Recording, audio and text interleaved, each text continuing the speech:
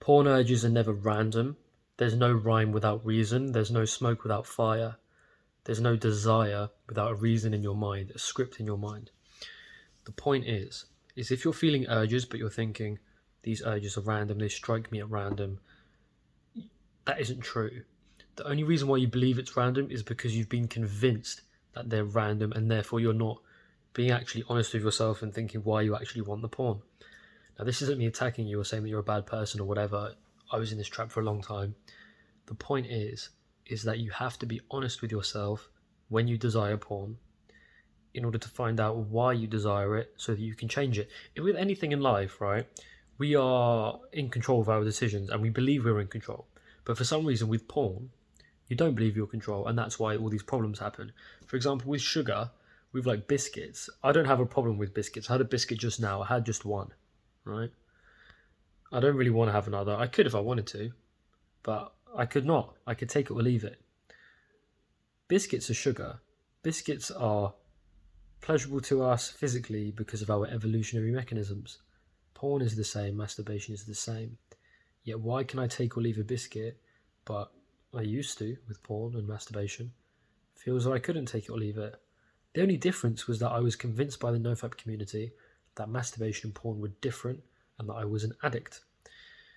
My point being, right, I'm going on a bit here, but my point being that when you have the desire for PMO or MO, you have a reason to do it. Reason follows. Reason is a prerequisite for desire. You can't desire something out of nowhere for no reason. That's ludicrous. And the idea that you have cravings that come from nowhere is ludicrous. It's a societal myth. It's not true. It can't be true. I believe it's the same with anxiety and depression and stuff. Like, you can't have anxiety. There's a reason for it.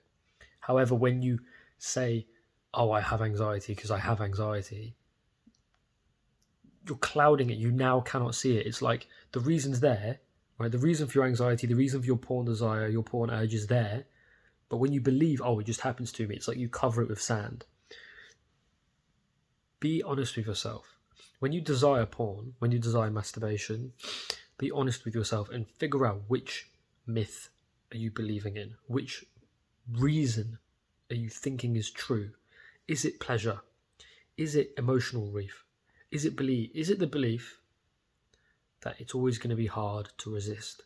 Is it the belief that it's always going to be a battle? Is it the belief that you're always going to be pulled towards PMO and masturbation like a kind of gravity, right? Like gravity, like it's inevitable. I don't know if you've seen The In-Betweeners, you probably have, but there's a scene where they're like holding the car.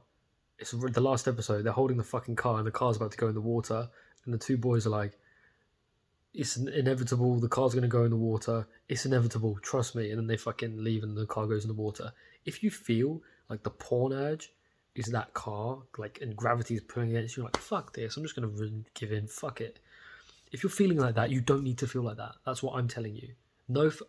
Other people in the nofap community won't tell you that. Why? Because they believe in a lot of the myths too.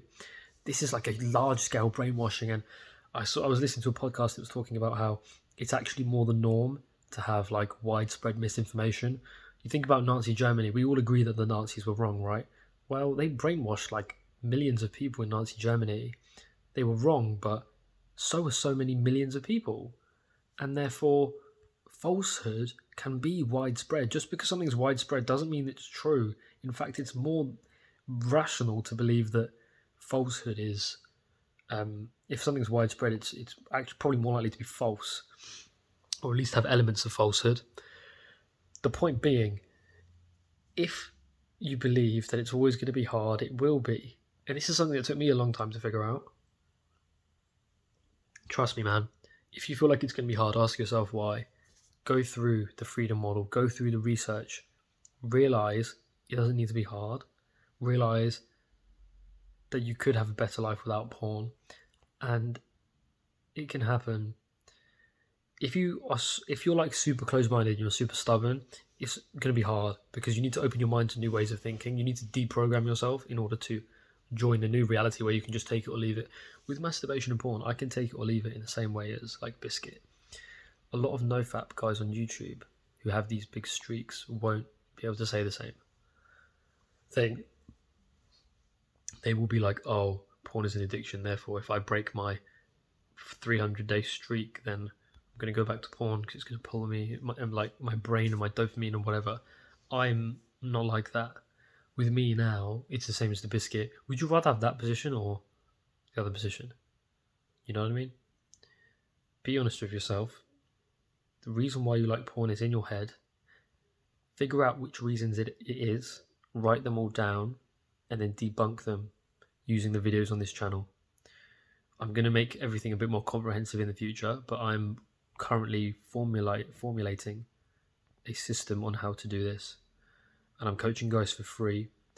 And with this free coaching, the free coaching is basically allowing me to slowly systematize this whole thing. And I think in the future we're going to be able to roll out a full program to just destroy everything. And I probably won't charge for it. So I just want to end this problem here, like a nuclear bomb. If you're struggling right now, write the reasons.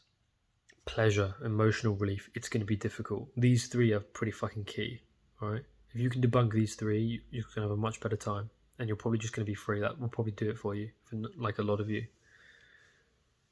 Pleasure, emotional relief. This is going to be difficult. Imagine if you didn't believe I had objective pleasure and you could just let that go. And then all you were left with mentally is this is a mild buzz. Emotional relief. Let's say you didn't believe it relieved your like emotional stress or negative emotions whatsoever. And you believed you'll be totally fine without it. Number 3, it will be easy. Imagine if you believed it would be easy and you could take it or leave it, and you believed you could take it or leave it. If you believe you can take it or leave it, you can. If you don't believe that, if you believe it's going to be hard, it will be hard. When you feel hopeless, I'll make another video about this, but basically when you feel hopeless, that's an indication that you believe in the addict self-image. Be honest with yourself. Figure out what the reason is. Don't believe the hype about dopamine and about cravings happen to you. It's ludicrous. Ludicrous. Why would craving just happen to you? It doesn't make any sense. That's irrational as fuck. It doesn't just strike you out of nowhere. Ludicrous. You don't just, like, before you go on a night out, before you go to the nightclub, you don't just get anxiety before the nightclub based on the time or whatever. You get anxious before a night out because you're fearing the loud, scary social situation. And then when you go to nightclubs quite a lot, that fear goes down because you realise there's nothing really to be scared of. You don't just get anxiety before the night out based on the club. You get it because of your perception of things, anticipation. It doesn't just happen to you. It doesn't just strike you out of nowhere there's no rhyme or reason. There's massive rhyme and there's massive reason. When you have desire, you have a reason behind it every time. And if you don't believe that, I encourage you to inspect, because what can be muddying the water is belief in addiction and belief in myth. When you believe in these myths, it covers up the reason with sand. And then when you go through the freedom model and you go through this, this new way of thinking, you can uncover the sand, find the reason. There you are, you bugger. Get rid of it, debunk it. And then as you run your absence experiment, you're debunking it again and again in your head, and then it just gone. Fuck off. Done.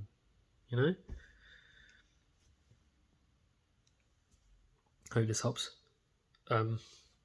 Read the freedom model. I'll link it below. As always, read that shit.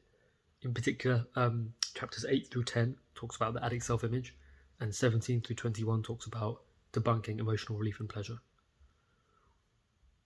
And watch my videos about pleasure and porn if you're struggling there, or get in contact with me on Telegram. But please do read the Freedom Model book, because that is where you're going to get the most gains. It's a fantastic book.